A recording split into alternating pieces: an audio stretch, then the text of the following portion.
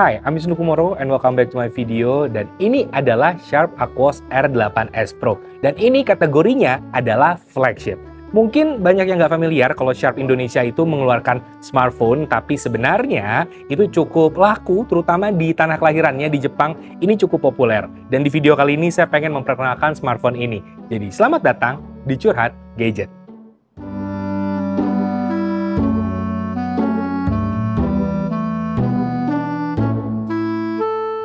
Mungkin generasi usia belasan dan juga 20 tahunan awal itu kurang familiar kalau Sharp itu ternyata juga mengeluarkan smartphone di Indonesia. Padahal dulu Sharp Aquos itu cukup banyak yang pakai di Indonesia. Dan juga nama Sharp mungkin karena persaingan terlalu keras, akhirnya mulai menghilang dari industri smartphone di Indonesia. Tapi tiba-tiba mengeluarkan flagshipnya dan berani membawa masuknya ke Indonesia. Untuk tahu seberapa populer di Jepang, saya mau nanya langsung ke Daniel, founder dari Japanese Station, portal media online tentang perjepangan terbesar di Indonesia. Kenalin, nama gue Daniel, gue founder dari media portal tentang Jepang di Indonesia, namanya Japanese Station. Kalau dengar kata Sharp Aquos itu handphone orang-orang Jepang. Sebenarnya kalau zaman dulu itu handphone ini kan nggak pernah masuk di Indonesia ya secara resmi gitu. Kalau memang sekarang secara resmi masuk, mungkin itu opportunity market yang bagus, karena kita mengingat kalau orang-orang yang senang dengan budaya Jepang, lifestyle Jepang seperti itu, biasanya mereka sangat punya kebanggaan tersendiri menggunakan produk-produk Jepang seperti itu sih. Sebenarnya kalau Sharp Aquos itu di Jepang itu dari dulu sudah lumayan terkenal ya. Bisa disandingkan juga Sharp ini dengan brand-brand kelas atas di sana gitu. Jadi kalau kita ngelihat Sharp Aquos ini di toko-toko di Jepang, seperti toko-toko elektronik ya, ada kayak Big Camera seperti itu. Di sana itu biasanya Sharp Aquos ini ada di jajaran depan ya, salah satunya untuk handphone kelas yang populer lah di sana. Kalau untuk laku enggak sih, menurut saya sih laku ya, karena yang dijual oleh Sharp Aquos ini pasti kualitasnya gitu.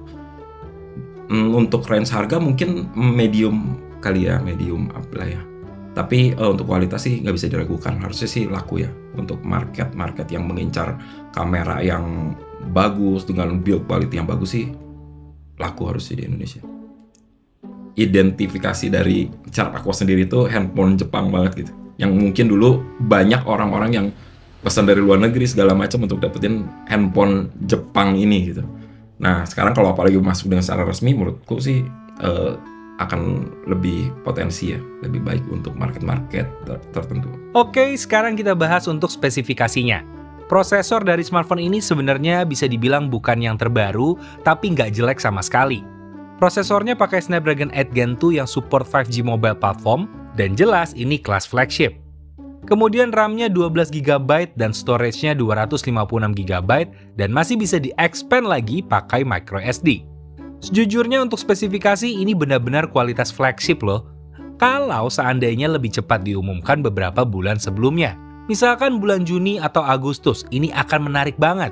Snapdragon 8 Gen 2 malah sudah terbukti matang dan prosesor yang tangguh. Jadi langkah aman banget Sharp pakai prosesor ini.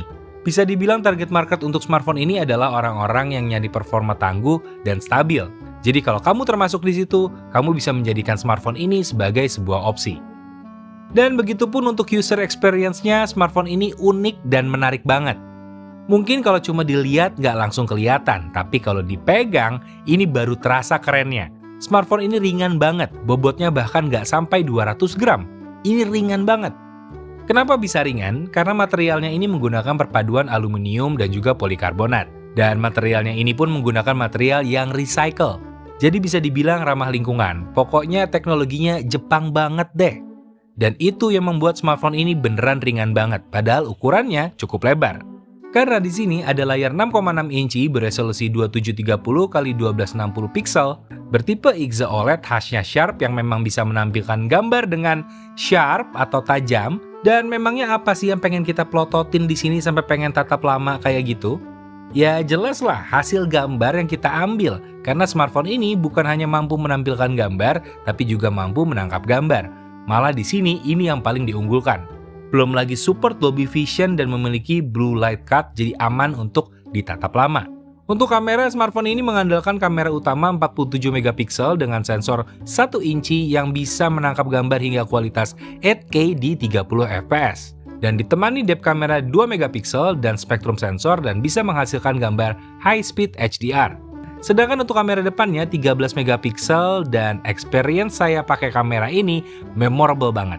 Gimana nggak? Pengaturannya kompleks tapi juga gampang. Gimana ya jelasinnya ya? Jadi gini, kalau kamu mau ribet dan ruwet, mode Pro-nya itu cukup lengkap sebenarnya. Tapi juga untuk kamu yang malas ribet, mode autonya juga udah cukup oke untuk segala kebutuhan konten, baik personal maupun untuk sosial media. Jadi kompleks sebenarnya, tapi easy to use juga. Dan yang paling berkesan untuk saya adalah kamera depannya yang bisa di zoom sampai 8 kali pembesaran. Seriusan ini berkesan banget karena mode auto kamera belakangnya aja cuma bisa sampai 6 kali pembesaran. Dan ini kamera depannya malah bisa lebih jauh zoomnya. Dan ini adalah sebuah hal yang berkesan banget buat saya. Saya belum pernah menemukan hal yang seperti ini. Bahkan saya juga bisa pakai mode Pro di kamera depan. Dan ini keren banget. Jarang loh ada yang bisa pakai mode Pro di kamera depan. Dan ada beberapa mode lain terkait foto malam yang jadi unggulan di sini, misalkan Fireworks Mode dan juga Starry Sky Mode. Ideal untuk yang suka sendu motret langit malam hari atau motret keramaian pas tetangga masang petasan kembang api ke langit. Nah, itu kan sering tuh. Kalian bisa pakai mode ini.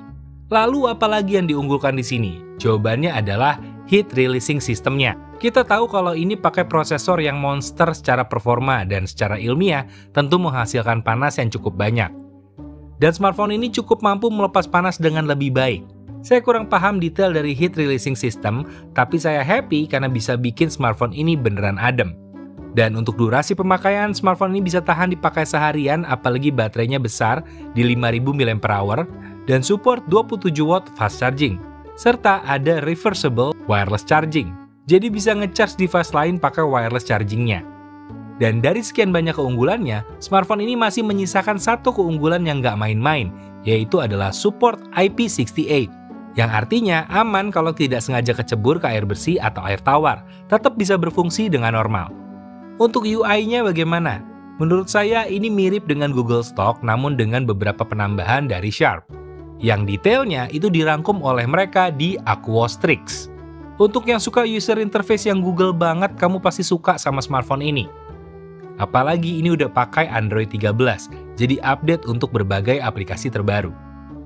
Dan itu tadi adalah perkenalan Sharp Aquos R8S Pro dari saya, Wisnu Kumoro. Dan bagaimana menurut kalian tentang smartphone-nya? Silahkan tulis di bagian komen. Dan sekian untuk video kali ini. Kalau kalian suka dengan videonya, silahkan like dan subscribe. Dan kalau kalian mau share, silahkan ke teman-teman yang membutuhkan informasinya. Dan sampai jumpa di videonya Wisnu Kumoro berikutnya. Dadah!